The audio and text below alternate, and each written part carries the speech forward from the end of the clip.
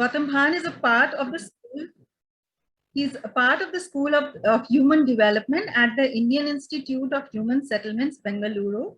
Gautam teaches, researches, and writes on politics of urban poverty and inequality, urban and planning theory, housing and identity, and social practice. His recent work focuses on questions of Southern urban theory and practice and their application to housing, social protection, and informality in Indian cities. He has advised the Karnataka Affordable Housing Policy as well as the Odisha Livable Habitat Mission. His previous research has focused on displacement and resettlement of the urban poor in Delhi, and his new work engages with the regimes of urban welfare and social security, including work on urban health.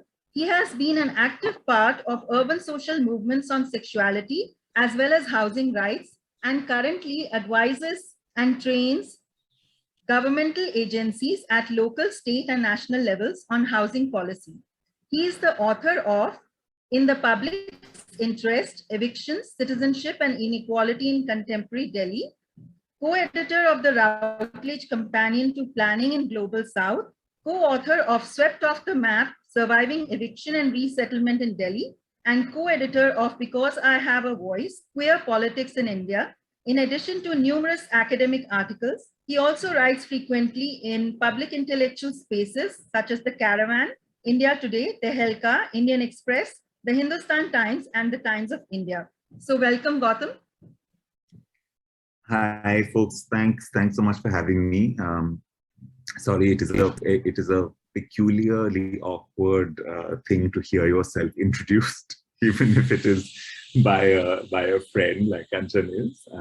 So I don't know where to look and what to do. So I just like grit my teeth and wait for it to quickly pass. So I was thinking a little bit about what to do today, and so maybe what I'll do is just leave you with 4 or 5 stories and provocations about planning informality in the urban in India over the next, I'll take about 20-25 minutes. I don't want to talk for longer than that, so we can chat and discuss much more. I'm happy to do that rather than just lecture the entire time. And leave you with a bit of thoughts about how to approach this question of what it means to plan and act within the informal. Right? So let me share my screen, and I have one request actually for you guys, which is that in this online teaching world that we are in, I have realized that it is very difficult for me to be able to logically manage to teach or even to think if I can see absolutely nobody. So my request to you actually is that if some of you feel comfortable and it's possible to keep some of your videos on, it would be lovely to see it. That is actually the only question I have. Okay, so you all can see my screen? Yeah. Okay, so here's the deal. The first story I want to tell you is from Delhi. Yeah, this is a Mohalla clinic in Delhi. A Mohalla clinic is a really interesting artifact. It's a very interesting object. It's a completely formal state practice. Okay, this is not self-built, occupied. Now, immediately when I say informal, many of you will think of the basti, you will think of unauthorized colonies, you will think of things that are vaguely illegal, right? Encroachment. All these words come to our mind when we think about the informal. We don't think of anything good. Even though many things that look very formal are actually precisely the opposite. The malls in Delhi, in Vasant Kunj, on the Ridge, the entire Commonwealth Games Village, all of the Delhi Secretariat built on the Yamuna floodplain, the great Akshardham temple. But there is a separate story about what looks informal and what is informal. Right? But the first story I want to tell you is this. This is the state. So the public is acting, not the people. The state builds a clinic. Okay? So this clinic is particularly interesting. It's behind my house. And you'll notice that where it's built, it's very much a story of classic informality, right? There's a street vendor, there's a sidewalk, you can see a bus at the back, right? And right behind the Mohalla clinic, you see the bus stops. You can see where the street, the pavement is. You'll also notice that the clinic is built on top of the footpath. Okay. So I want you to consider this moment, and I want you to think about for me, my top left Zoom box of architects and designers that are working in Abohas who are meant to design things. And I want you to say that if they design this, a state clinic that is technically squatting on a footpath, and gave it to the municipality, what the municipal officer would say, okay, to Apurva and everybody else. They would turn around and say, what are you doing? Are you telling me to squat on the footpath? I am the government. I literally am exactly the law. I am not supposed to violate said law. Right? But the truth is that this is exactly what has happened here. This is not informality as squatting, as basti, as slum, as southern urbanism, as precarity, as vulnerability. This is squatting by the state. Why have they done this?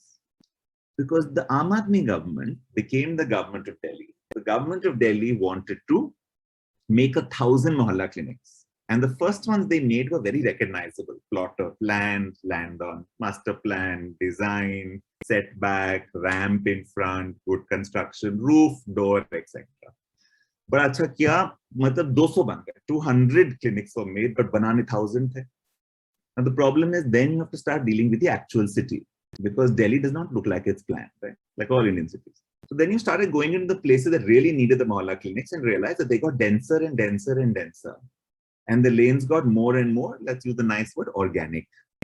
Basically means no one made them. They got made as the housing got made, right? As the city got settled, the roads emerged. And then the problem is there is no nice plot of land in which you can build a clinic. There is no neatly contiguous demarcated space that's open. Everything is curved, everything is cornered, everything is broken. So what do? Where do you find nice plots of land for 700 more clinics, especially if increasingly you run out of Delhi government land and now you only have PDA land, forest land, central government land, railway land. वो तो आपको जमीन देने से रहे.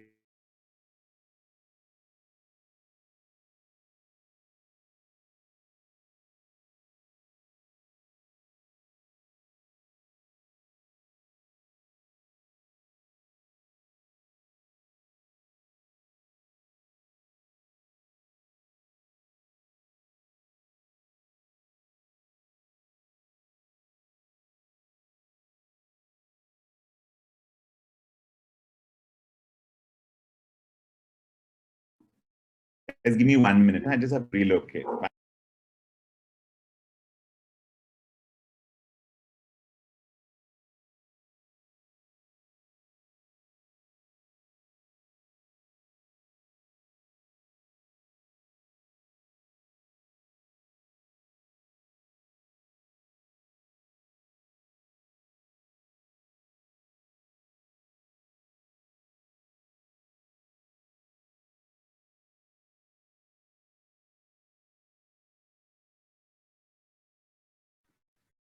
Hi, sorry, can you hear me now?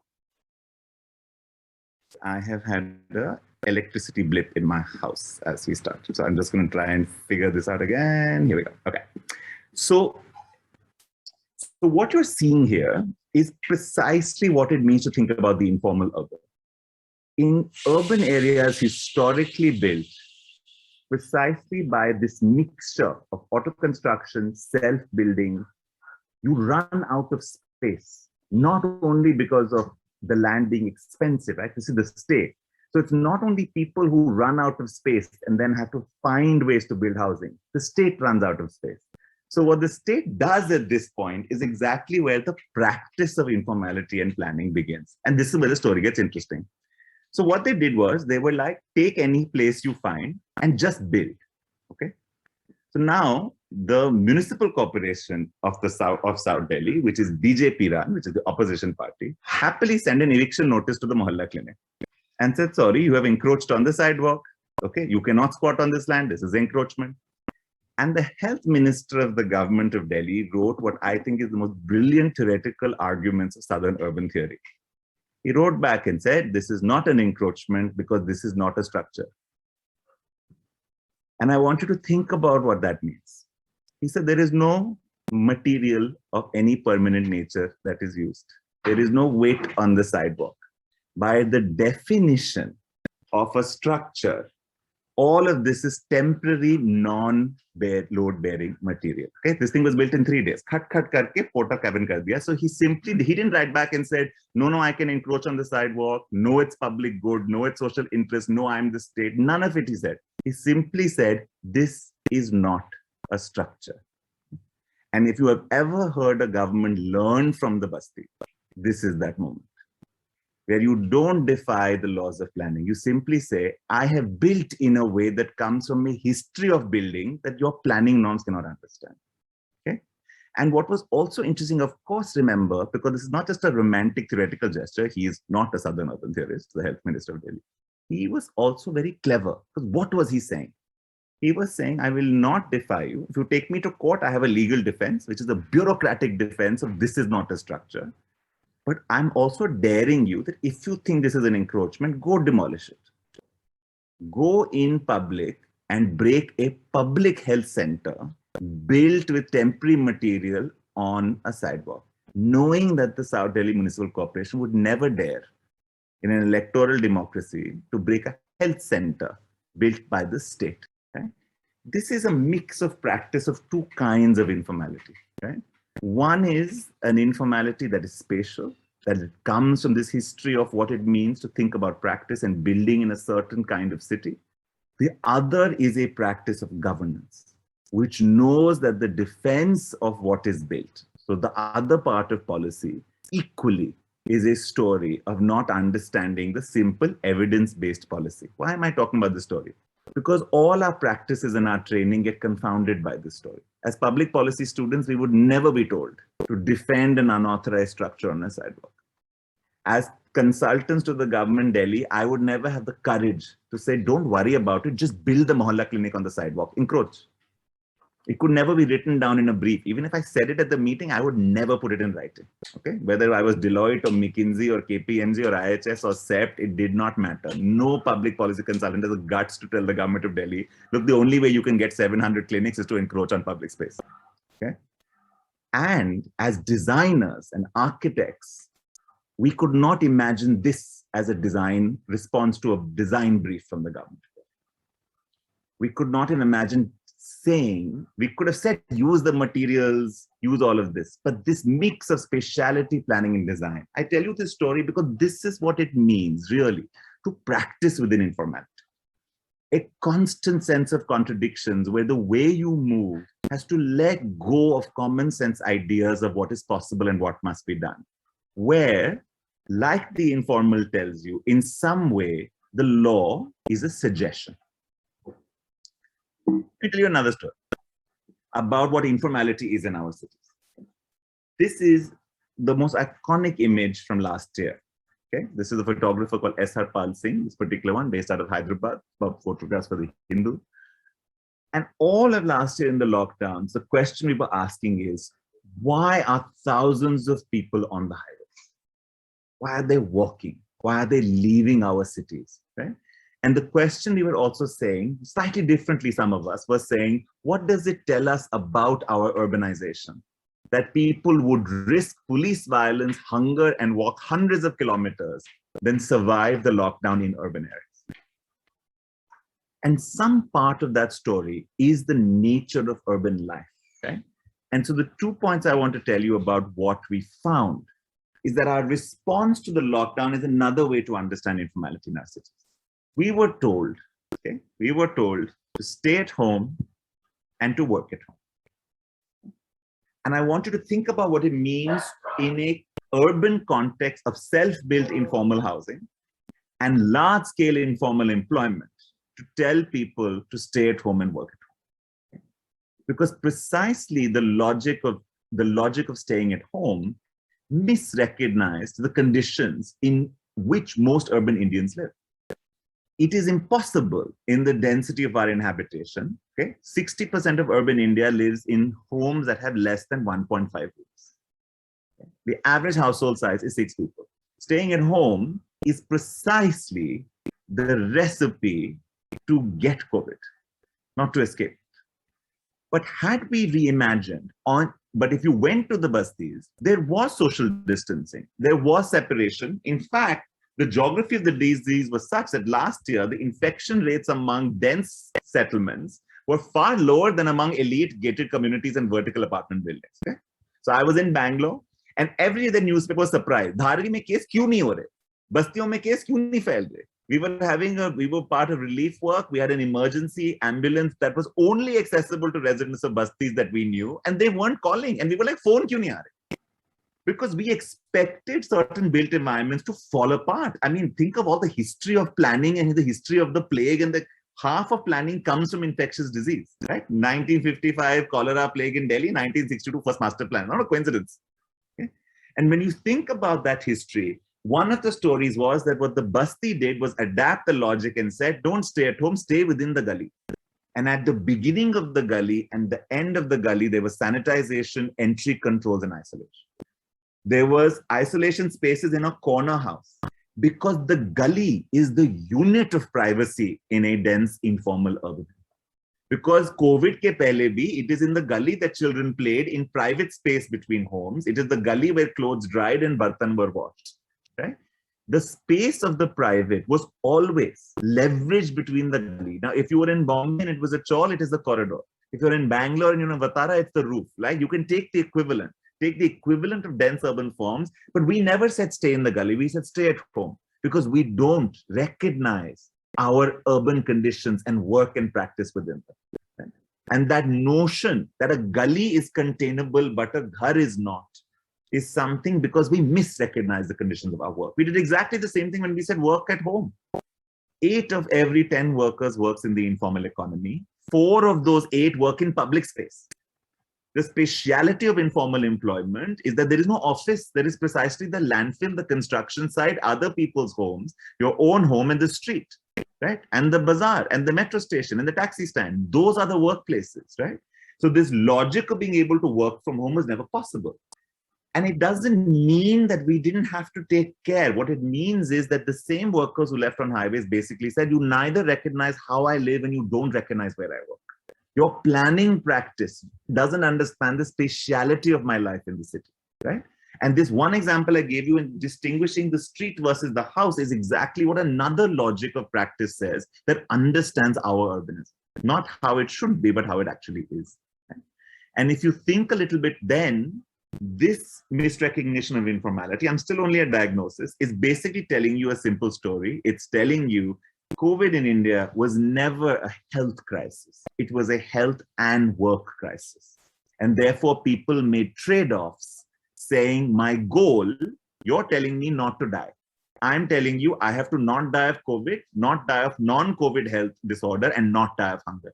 So my actions are also to avoid death, but not all death is epidemiological. And this is where the logics of work and health sort of come in. But it's the speciality I want you to keep focusing on, right? Because when we asked 500 domestic workers on the day of the lockdown what they were worried about, health was number 3. Look at the graph on the left. It was food and job security that was number 1.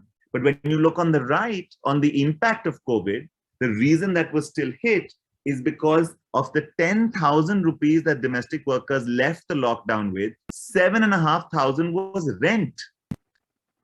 Okay, think of that in the condition of thinking about planning and informality. Rent in homes with no rent agreements, no rent contracts, no rights and no entitlements. So the government of India said a moratorium on rent. How do you enforce a moratorium on rent when no rent agreement is recognized? Okay. And don't think this is a question of informality. 2% of India, residential rental in India is registered in court. 10% of residential rental in India has any written agreement. Everything else is oral. Okay? This is equivalently true of all of us who have lived in any Indian city and signed something for 10 months. All right? We have no larger rent regulation. So this informality also means that you had a policy move, think again of practice, that said moratorium on rent and rent-based eviction, absolutely no way of enforcing that move. Okay? And that's what informality does to planning. But the cause of the debt was rent. The social relief you were giving was ration. People were leaving cities for rent, not for food. They figured food out.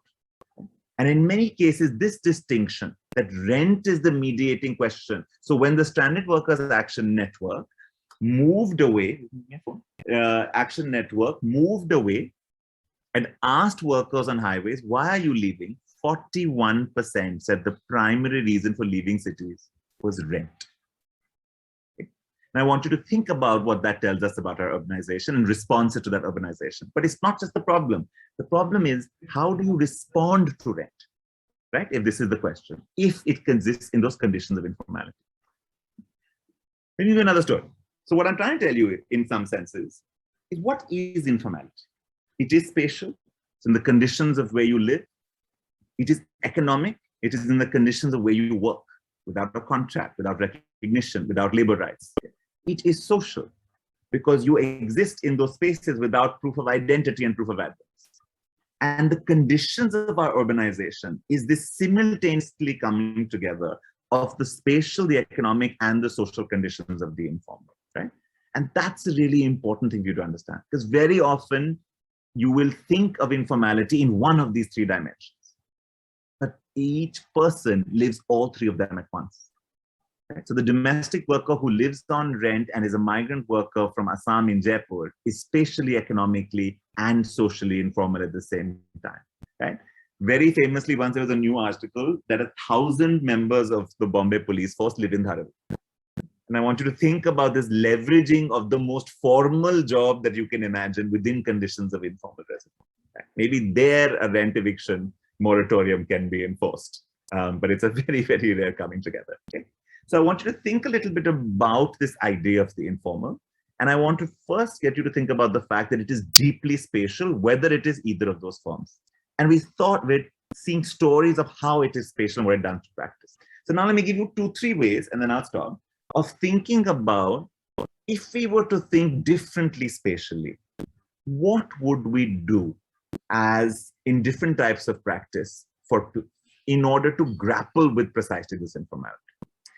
The first is the idea of an influence zone. So I'm drawing now from work of something called the Maybe Delhi campaign. The Maybe Delhi campaign is a campaign of 42 unions, worker federations, organizations, academics, researchers, Basti residents, who for the last 2 years have been organizing to try and get informality to be put into the new draft Delhi master plan. Okay? So our challenge was exactly the challenge of informality. We were unions who understood that informal work defined our employment, informal housing defined our residence. And the question was, we were placed with this new strange object called the master plan. This is not the way unions think. Unions don't think about master plans. So the first year inside the campaign, we just sat and say, to street vendors, they immediately get it. They're like, street planning we're in. Domestic workers are like, what does the master plan have to do with me? And the first part of the connections of that spatiality was there. But one of the most interesting ones that led to our propositions was this idea of the influence zone. Okay? An influence zone for us was a new type of zoning category within planning. So those of you who study planning understand commercial, residential, green, infrastructure, different types of zones by different types of structures. We wanted this idea of a second layer of an influence zone. And what we wanted it is because our analysis were telling us that one spatiality of informality is the idea that home-based work, okay? What is home-based work? It's work done within the house, typically and almost entirely by women, but not always, which is often totally unseen as work. And it's typically work where contractors will come, give you piece rate, and you will do some kind of work manipulation inside the homes. You bead necklaces, you roll agarbattis, you flatten papers, you do garment, you do tailoring, etc. But it's typically piece rate contract work. It's different from household industry. Okay, I want to separate this very much here. You have to imagine it's typically done between work and home. And typically, when you ask a lot of home-based workers, if they're workers, they say no. So they will typically say, "Main khane ke beech mein thodi silai karti hu." Now, thodi silai literally means a contractor comes and gives her a bori and gives her 20 rupees per silai, and she does it through the day, right? So it's work that's often not recognized as work, even by women who do it. Home-based work is one of the largest types of informal work, especially for women in Indian cities. The question is, how do you see it? If it happens precisely inside the home, how does planning see it? How do you practice with it? How do you argue that the design norms for making minimum homes actually should be anticipating home-based work? How do you argue for a zoning category? Because all of this is work happening in homes, in residential areas. One of the arguments we made, and this is just examples of practice that begins from informality, was that every industrial area has a particular zone of influence tied to 500 meters, but up to 2 kilometers. And the extent of home-based work in the residential colonies closest to industrial areas is degrees higher than in other types. So our research told us over many years, and unions told us for many years, home-based work tends to spatially congregate in particular types of neighborhoods, particular design of neighborhoods, more in resettlement colonies and less in JJ clusters, more in unauthorized colonies of a certain era than others. We started looking at patterns and saying, what is it? Is it colonies that have more gully space, open space, inside space? Is the size of the plot larger? Why do certain colonies tend to hold home-based work more than others? One of the principles we absolutely understood was that the spatiality of this contractor bringing raw materials is deeply linked to the supply chains of small industrial areas, right? So if you've got a place like Patparganj where garments work in small industries, they get dyed up the road in Silampur, but the last rivet on that jean comes down to Ghazipur village, right? And that supply chain has a geography. It has a geography at this part of that supply chain is invisible spatially.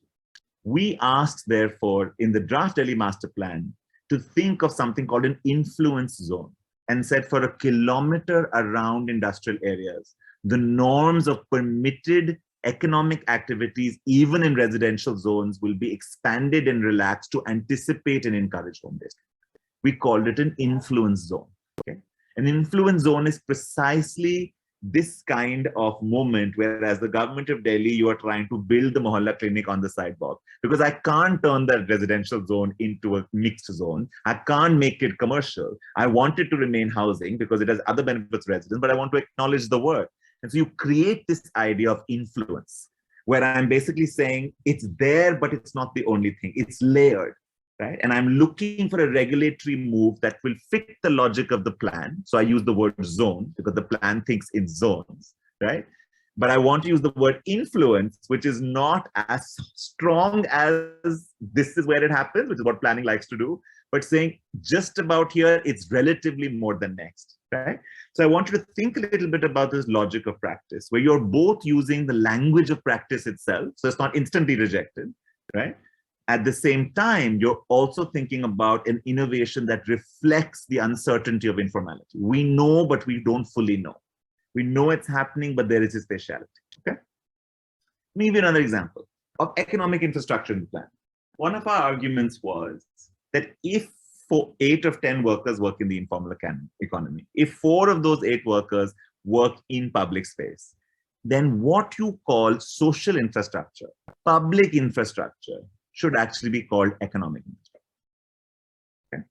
Which means that it is not only the Swachh Bharat mission that should build public toilets for women, it is the economic employment mission that should build public toilets for women. Because the presence of public toilets for women is actually the single largest economic infrastructure that women need in order to be working, because they work in public space.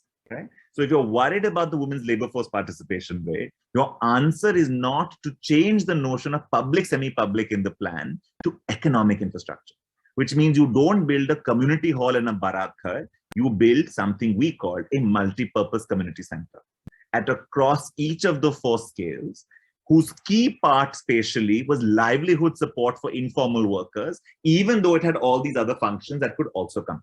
So we wanted to shift the previous plan's categories of what was called socio-cultural facility, right? What was called public facility, was called public and semi-public use, and argue that this reason that the informal economy was not able to scale and thrive was because all our public infrastructure in the plan was imagined as social and cultural and not as economic. Because the economic infrastructure went to commercial area, industrial area. It went to places of recognized work, but what they meant was formal work, to work that looked like office, that looked like go down, that looked like factory. But 8 of your 10 workers don't work in either office or go down or factory, right? So therefore, The logic of streets has to be the multi-use zone complete streets model, which is not just about pedestrianization, but about employment, right? 3 zones to the complete streets model. It was about arguing that public infrastructure should be planned as an economic infrastructure. Now, this may seem like a very semantic shift, but there are deep implications for practice. Right? There are deep implications for practice if you design your public infrastructure anticipating workers in public space. Because right now, all our public infrastructure, workers are in it despite, right? We have one of the largest, remember when I was in college in the States, at some point people used to say, people in India and China should really be more sustainable and bicycle more. So when you want to throw things at people in a classroom, right? And you're telling Indians and Chinese people to bicycle more. But the point is, we bicycle despite public infrastructure, not because of public infrastructure. We also work despite public infrastructure, not because of public infrastructure. But when we think about planning in our practice, when we think about design, we either design markets or offices. We don't design streets as dynamic geographies of economic activity. Okay. At best, we will design a natural market. We will fix the heart. Our notion is to fix. Right? How do we think about the dynamic geography of informal economic activity, anticipating that workers are moving? Okay, so can you take a labor chalk? Yesterday in a meeting with the DDA, they said, what is the thing you want marked on the plan? And the head of the Construction Workers Union said, where are the labor chalks? Why are labor nakas not on the master plan? Right? If you had a labor naka on the master plan, you could regulate it as an infrastructure for construction workers, knowing that they will come there occasionally and not. So this is the challenge of informal activity and planning. Informal activity and planning has to think through time. Because unlike planning's notion of activity that will happen in place, in time, informality's geography is constantly dynamic. But we don't have the practice to think about mobility. Right? Because in our imagination, we want people to stay at home and work at office. And then we want them to work at home during the pandemic and go back to office. And we want transportation connections that prevent the two, but all of informality happens between this space and between this time. Okay? And so the other point of planning is that if you're going to plan for informality, you have to think like informality. Secure, but not static. Stable, but not permanent. Present but not fixed, rooted but not gutted. Okay, and one of the other arguments we made precisely for planning was to introduce the idea not just of use by zone or plot, but temporal use permits, to bring various forms of vacant and public land into multiple use circulations based on time. Now, anyways, this happens. But this happens in violation, in excess, intention, in hafta, in occupation, in encroachment at great cost.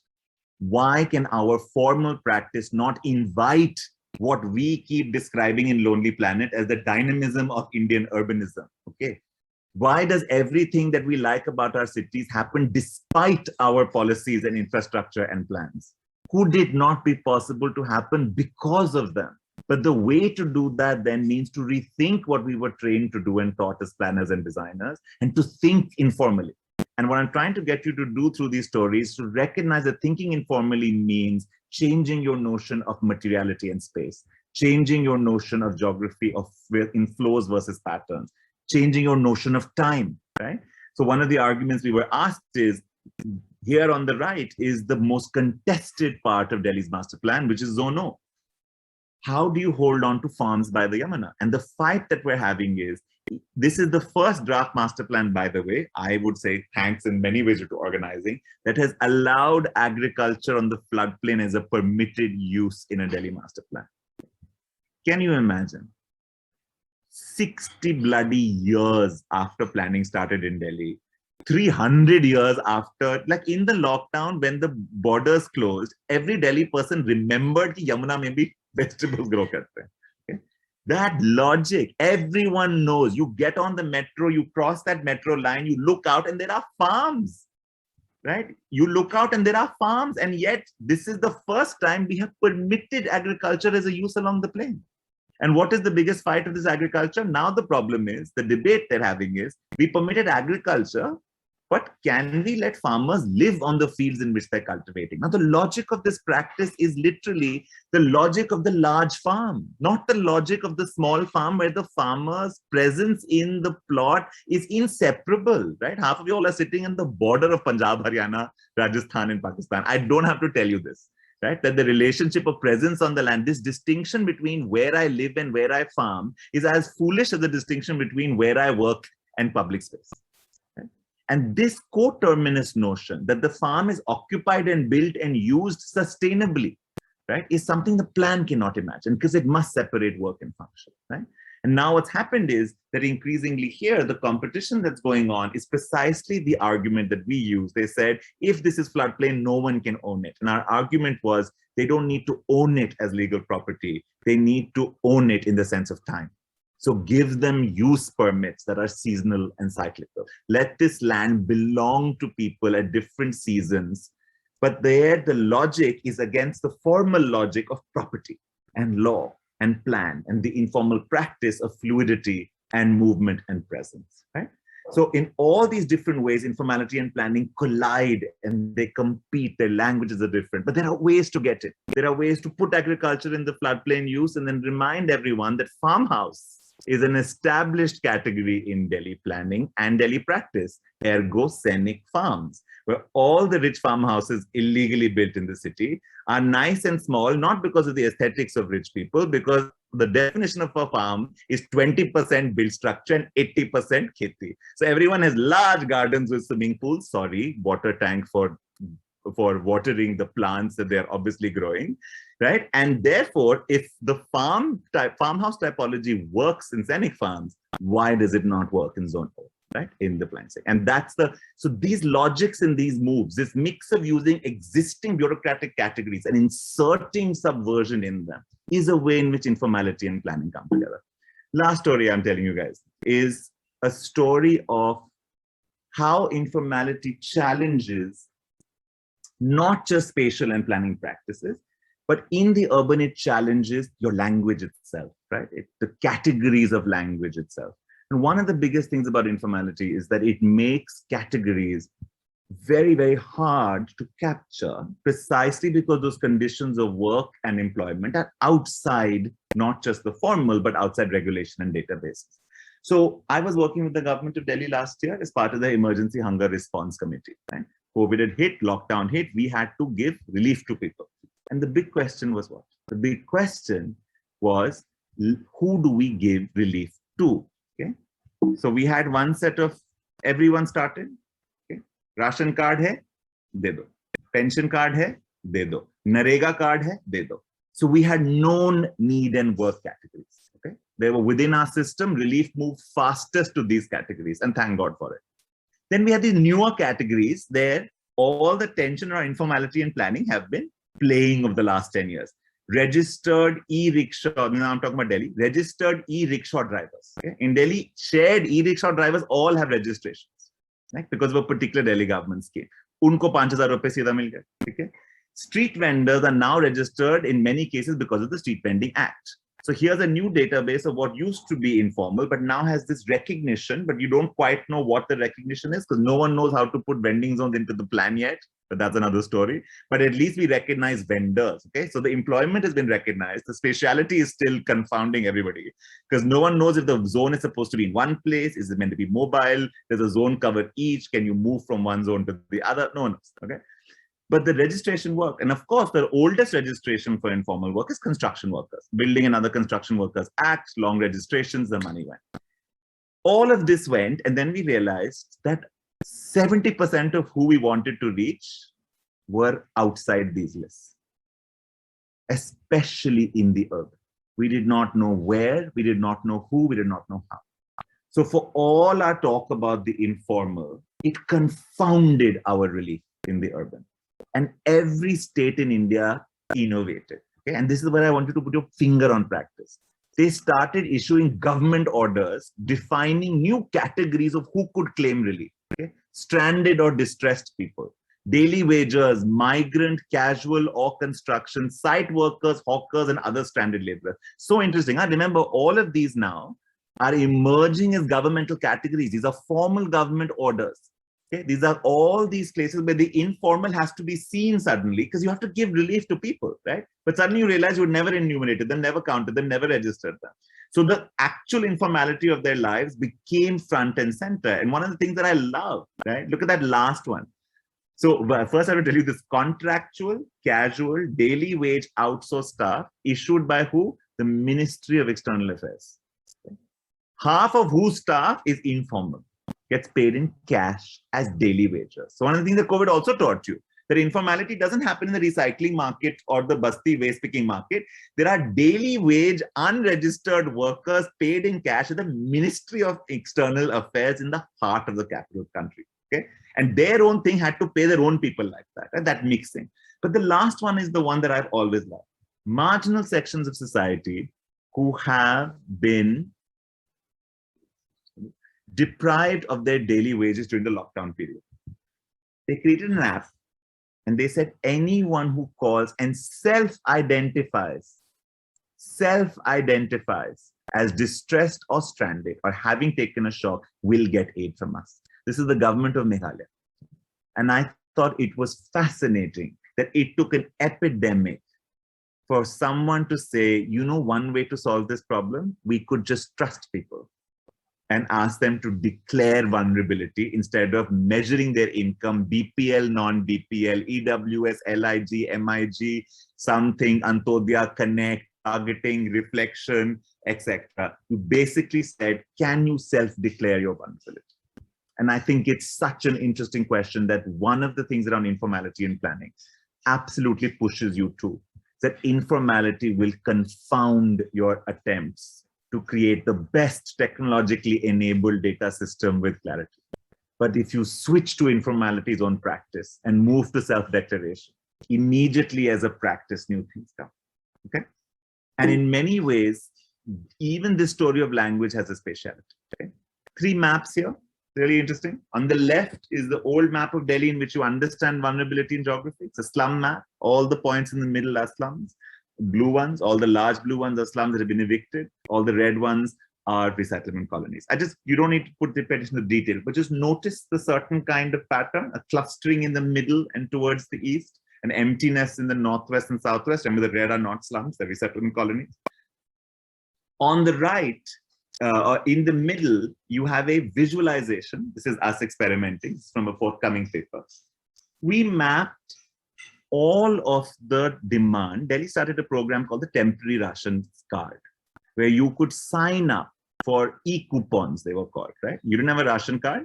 You could sign up for e-coupons and you would get food relief from Delhi schools. And when you look at there, this is our attempt at imagining what a locality looks like as a scale of governance. Because one of the things we realized is when we saw where the demand for food was coming from and we put it next to the slum map, there was no correlation. Which means the hunger in the city was not in the basti. The basti had figured out its systems. The hunger was in these new unrecognized geographies of vulnerability. Calls of 8 men, all tailors' apprentices living in one room in Gadi, in east of Kailash, on the 3rd floor of a building with no budget. An entire stretch between 2 industrial estates of a settlement of single-room houses behind bus stations. An entire new geography of settling, inhabiting that did not even look at the informal geography we understood. So we were like city, informality, poverty, slum. And you look at this map and you look at the slum map and there's no connection between the two. And in many ways, it began to bring home an argument that even we understood, that the dynamicness of what was moving, that informal housing was no longer a good proxy for urban poverty, that the arrangements were much more complicated, much more fluid. It also reminded us, again, not to take our own data too seriously, given the fluidity of the history of our urban form. And on the right, you will see the only reason we were still able to respond, because on the right is where the food was distributed. And you'll see that the density of this public infrastructure, okay, this is the only reason we were able to meet this demand, because the schools had a logic of universal distribution exactly the same way, in many ways, that public infrastructure shows. Their logic was that you must spatially, right to education, you must spatially be within 2 kilometers of every house.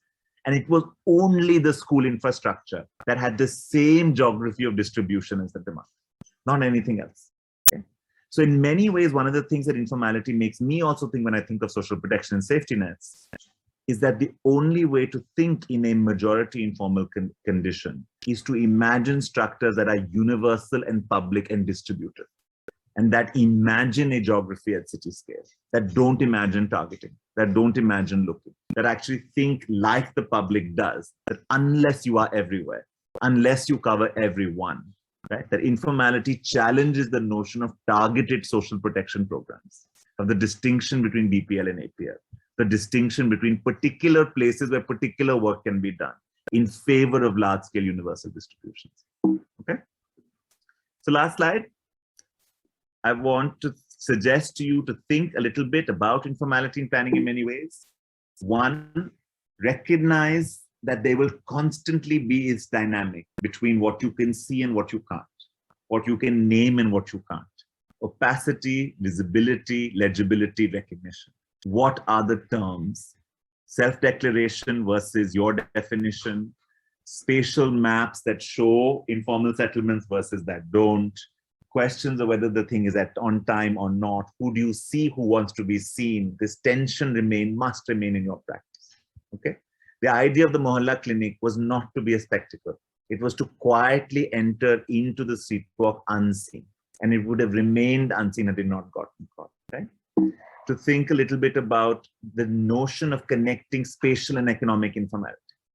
To never think in an Indian urban context that when you build any kind of infrastructure, it is not simultaneously spatial and social and economic, right? Whether it's a public toilet, whether it's a specific community hall, whether it's a thought, always ask, how will this get absorbed back into a city in which 80% of the structure of the form and the employment is informal? How will it get reused? How will it get appropriated? And not think of that as a loss in your design, but think of that as exactly what your design made possible. How do you design anticipating the informal's encroachment of your design and welcome that encroachment, that modification? How do you not pretend that the design will decide the function, knowing the function will be decided in the end by someone else? What changes in our practice? What allows us? What it allows us to hold? How do we hold that kind of incrementality in our own thinking, right? In thinking about public policy and delivery programs, to understand that informality is not just about not having the database for certain kinds of work. It confounds your delivery mechanism. Even when you decide that rights can be given, it makes the delivery of those rights impossible, unless you begin to design those systems, understanding and anticipating those exclusions, right? And to think a little bit about the fact that as planners and designers, the geographies of vulnerability and informality have to be more carefully put apart, right? The slum is no longer the proxy we once thought.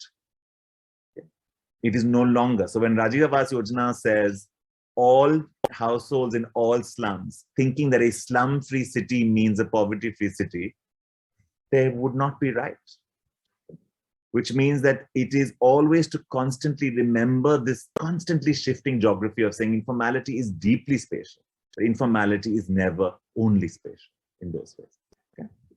So there's a lot to throw out there, and I'm sorry for my internet and electricity blipping, etc. But I wanted to leave you with some of these stories to precisely think about not just the fact that our cities are informal, but that learning from informality allows you different ways of practice yourself. So you start thinking of edges instead of zones, influence zones instead of mixed use, temporal permits instead of ownership, new types of registration systems that are based on self-declaration instead of surveys, right? It makes you think incrementally and dynamically. It makes you embrace uncertainty, not as a negative in your practice, but as the fact of urban practice, as one of its greatest resources. So it makes you think in terms of practice, what does it mean for you to enter in and nudge and push and enter and provoke, but not control and map and finish and decide and design and in a sense complete, right?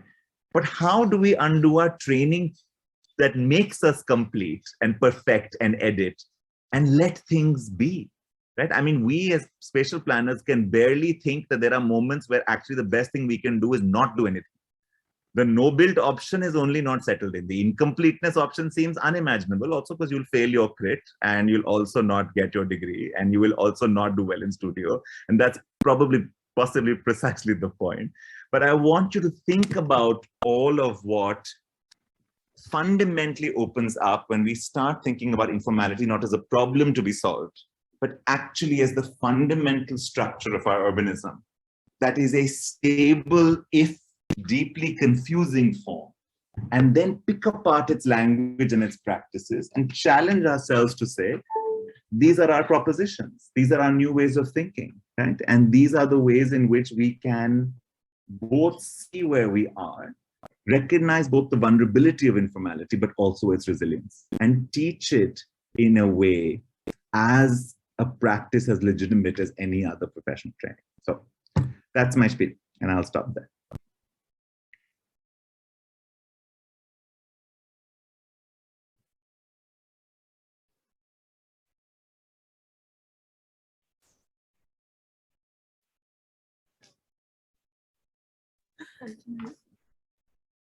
Thanks, Gautam.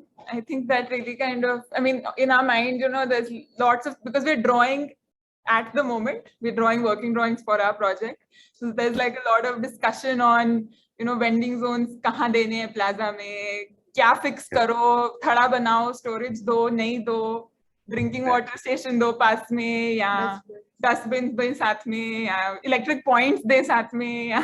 Stray animals ka kya kare? So I think while you're telling us these stories, a lot of that is kind of coming back to us, and also that debate is worth having, because साथ में ये भी चल रहा है, नहीं ये छोड़ो भी, you need to finish that drawing. Do whatever, just finish the drawing. So there's also like that going on. So I think this kind of really is kind of clarifying some of those thoughts in right now. I think that the rhythms of that practice are really to be appreciated. I mean, at the end of the day, with the same thing with the master plan campaign, at some point we were like, guys, we have to put something down. And we have to put something down that the planners will not throw out at first reading. There is no point being, if the thing that one of my mentors used to say, analysis karna hai to kar, fir jo likhna hai likho. Agar practice karna hai to practice kar. Which is, don't go in with something that will not make sense to the person in front of you. You will feel very smart and very great and very, ideologically pure, but you will have failed. That's not your job. So when we talked about influence zone, that notion of using the word zone is very important, because practice has a life world of knowledge and you have to exist within that life world of knowledge. And the tension is you have to push against its boundaries at the same time, not exit completely so that you're out of the room, right? And then it's hard, because at some point you do that and you sit at that boundary for so long and you can't tell if you've been co-opted into that system, or you're still playing, or you weren't radical enough, or you were too radical. You have no clue. You're just trying to kind of hang on and be like, I'm not exiting yet, right? But I think they expect that. So one way that has helped me, Apurva, is to think about it at least as, what are the conscious spaces that you fight for a certain kind of experimentation, right? And how much of that experimentation can become more and more seriously part of our practice, right? So can we resist sometimes practice is about resisting certain forms of closure. I couldn't make the flexible vending zone I wanted, but we got a line inserted into the draft that said, no, there is no zone that can be declared automatically non-vending, because many people wanted residential areas to be declared non-vending zones, just per se. So sometimes your whole job is just to block harm. You're just like you won't even get to put what you want in that space. You're just trying to get that space, prevent that space from being closed too soon. Just hold the systems open for a little bit longer. That's also a practice.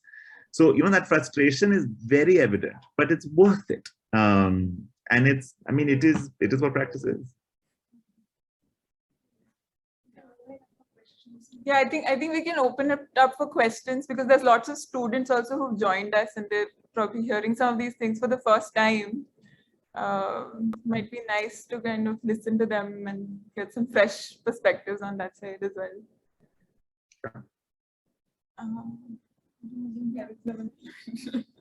Yeah, if anybody has a question, I can see Kanchan's raised hand.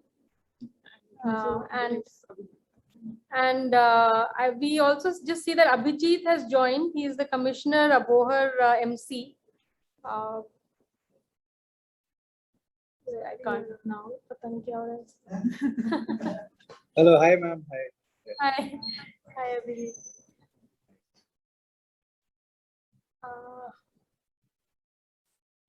Kanchan, you want to ask your question? Yeah, so I mean, I just reflected on the talk, and I was just thinking that when we talk about the formal and informal, is there some kind of a binary or a dichotomy that we are setting up? Like when I compare the response of the pandemic to the response of Hurricane Katrina in the USA, I mean, would you, Gautam, call USA a formal system, right? Like it's more formal than India. And yet the response to the hurricane was as much a failure. Like, you know, all the white people fled and the black people were remaining behind. And, you know, they were in the stadium where supplies were not reached to them. And they were in a particularly bad condition, what the literature told us. So, I mean, when we are setting up one against the other, are these like binaries that we are creating? Does that I mean, what's your thoughts on this, creating these sort of dichotomies? So I think that there's a, you know, I think that there is a way in which the specificities of difference matter, right? So I think I would say in Katrina, the state could but didn't. And I would say from my own experience in a lot of there, even the states that were trying to couldn't. And that's a significant difference, right? States who were desperate to give 5,000 rupees cash transfers to workers could not find workers with their link bank information to give to them. They hit the limits of their capacity, right? And there are specific reasons why that capacity did not exist, why that information did not exist, right? And I think that there is a slightly different way then to think about it. Now, the question is informality a good way to understand why that data did not exist, why that database does not exist? The answer is yes and no. So in my own work, and you know, we've talked about this before, I have stopped using the words very much, but I find them useful pedagogically and I find them useful politically, because I do think it's important every once in a while to be specific that the conditions of informal employment, as in the absence of a work contract, in the absence of secure conditions of wage and work, I do believe it is important to still mark that distinction. You know, it's like urban-rural India. Conceptually, I can argue till the cows come home that urban-rural is a settlement, is a spectrum, it is continuous, you cannot separate it, etc., etc. But the truth is that in India, urban and rural absolutely, legally, governmentally separate categories. They are governed differently. Narega ends at the border. Property tax starts at the different border. The Zilla Panchayat becomes the Nagar Panchayat. You know, 4 out of every 5 legislatures in India are elected from rural constituencies. It matters very deeply on why they don't care about urban poverty. It is a very important specific structural category. So I think for me, when I think of categories, I try to separate them. Intellectually, do I think it's a useful binary? No. Politically and institutionally and in practice, do I think it's a useful binary? As of now, yes. And so it typically is something I used to pry the door open and then forget and not use. But I find that it is important because it is still a discursive category in India. And if it remains a discursive category in India, I want to engage with it as long as it remains. And I think that it then becomes very important for us to be able to say, and the distinction between the US and India, I think is important for me, particularly because I think that it also matters when informality is a majority condition in your urbanization, right? I think that, so the parallel, you know, it's not that there is not informal work in America. It is not that there is not informal housing in America. That's not the point I'm making. But the point I'm making is that in America, when you take a public policy practice, you are reasonably certain of reaching 8 of every 10 people. in India, when I make the same public policy practice, I'm reasonably certain that I will not be able to self-evidently reach 8 of every 10 workers. And that majority distinction really matters. So in one way, there was this definition of the global South, right? Very similar debate. Is the South a place? Is it southernness? And the definition I have always stuck to is the definition used by two South African scholars. One is Edgar Peterson and Abdul Malik Simon. And they said southernness is when the urban majority holds vulnerability. And to me, this is that you could not be clearer, right? That the structure, it's not just that there is informality. It is that despite informality being a dominant condition, our economic policies are for the formal sector. Look at the stimulus package we made in COVID. Every bit of it was for banking, aerospace, etc. And then there was social safety cash transfer for workers. There isn't a recovery package for waste as a sector, because we don't think of it as a sector. Right? There's no recovery package for domestic work as a sector, because we don't think of it as a sector. So we keep saying, if you look at Delhi's this thing, last planning data, 24% of Delhi lives in something called a planned colony, which means 75% of Delhi actually is informal to some degree.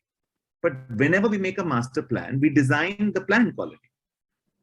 Right? We don't begin from the city we have. Even this draft master plan in Delhi, actual built environment, existing land use, not drawn. Again, we've drawn a map of Delhi where half of Northwest Delhi is white, to be urbanized through land pooling. Arey bhaiya, the whole thing is built up. You know it's built up. I know it's built up. The blue line goes through it. This is the same thing with Chandigarh. We make a plan for an area, Ranchi's Greenbelt. You look at it in Google Earth, half of Ranchi's Greenbelt has gated apartments. Okay? But on the plan, it's still Greenbelt. So what I want to say also is that there is a way in which it takes a lot of power, a lot of intellectual work, a lot of practice work to make sure that the conditions of the majority of residents are not the basis of plan. This is the confounding part of informality, that it is a majoritarian condition, which means you have to exercise social, political, spatial, and economic and intellectual power to continuously rule for the people, but never on the basis of where they live, what work they do, and where they actually are. Right? Instead of only talking about where you think they should be, where they're supposed to be, and what they're supposed to be doing, right? And this disjunct, I think, is exactly the thing. We have not retaught the way we teach planning. Even though we know that the city doesn't look like it's planned, we keep basically pretending that the next generation of planners will fix it. But planning studio mein butter paper sheet pe grid वैसे ही बनता है. बनाते जाते हैं हम grid, मतलब because Chandigarh नहीं होगा तो नया रायपुर बना लेंगे, नया रायपुर नहीं होगा तो नया रायपुर बना लेंगे, कहीं ना कहीं तो नया शहर मिल जाएगा ना. We will get that opportunity to make that Brasilia one more time, because it's like we don't want to teach repair, we don't want to teach retrofit, we teach engineering. We teach engineering as if the sewage is to be laid first, then the layout is going to come, then we will put the city. All of East Delhi is built without sewage drains underneath. It's done, it's built, it's there against the slope of the Yamuna. Now we have to teach an engineering that retrofit sewage drains. This we don't teach to our engineers. So civil engineers come to us and say, "Ye thodi sikhaya tha hame. Yahan to ghar bana hua hai." Now what do I do? No one knows what to do. We don't know how to plan backwards, because who plans backwards? Planning is all about futures.